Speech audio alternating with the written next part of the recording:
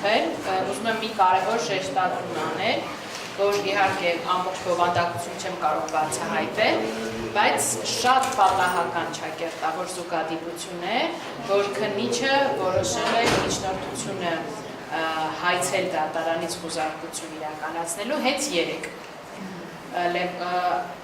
ամենայն հավանականությամբ ժամը չենք կարող տեսնել, բայց ինչ-որ մի բան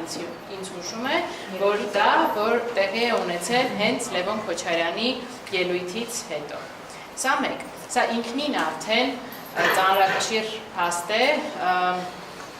քաղաքական հետապնդումը հիմնավորել։ Երկրորդը այն է, որ էլի չխորանալով դետալների մեղադրանքի բովանդակության մեջ, թե ինչքան հին մոտապես 2000-ական արդեն հաղորդագրությունից պարզ է 2001-2 թվականների բան է, որոնք օբյեկտիվորեն էլ չէին էլ կարող առնչություն ունենալ որպես հանցակցություն պարոն Լևոն Քոչարյանի հետ եւ իր գործողության բնույթով, այսպես ասած, պատժիչ ռեպրեսիվ գործողություններ էր, որովհետեւ երեխաները շփոթված էին շատ դիմավորել, պատկերացրեք դուրը Ռոբերտ Քոչարյանը կրծերն է բացել ու ասում էր Ես ինչ են անում ես մարդիկ էստեղ, Լևոնի կինն էր փորձում էր փոքրիկին բացատրել, որ հնարավոր է Սպայդերմենն է եկել, այո, շփոթված են, հա։ Այդուհանդերձ ես նաև արձանագրեցի էլ, որ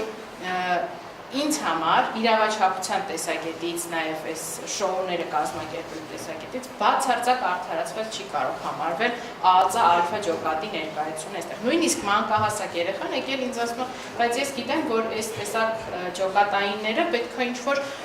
ահաբեկիչների մոտ գնան, ինչ-որ զինված մարդկանց մոտ, մեր տուն ինչի են եկել։ Լավ, վարույթն իրականացնող մարմինը ասում է, որ բայց իրենք չեն մասնակցել գործողությանը, էլի իրենց ներկայությունը, այդ դիմակավորված ներկայությունը ամեն դեպքում ազդեցություն է երեխաների եւ առհասարակ մարդկանց հարևանների նկատմամբ ինքը որևէ կերպ իրավաչափությամբ չի հիմնավորվում։ Դե մնացած մեղադրանքի էությունը ինձ թվում է Ես ճիշտ եմ կներեք հասկանում, որ Լևոն Քոչարյանը անուղղակիորեն է գործեն առաջին, որտեղ եթե Ռոբերտ Քոչարյանն է վերաբերվում գործը, ինչու են այստեղ եկել։ Հա, ինչ որ շատ տարօրինակ չէ,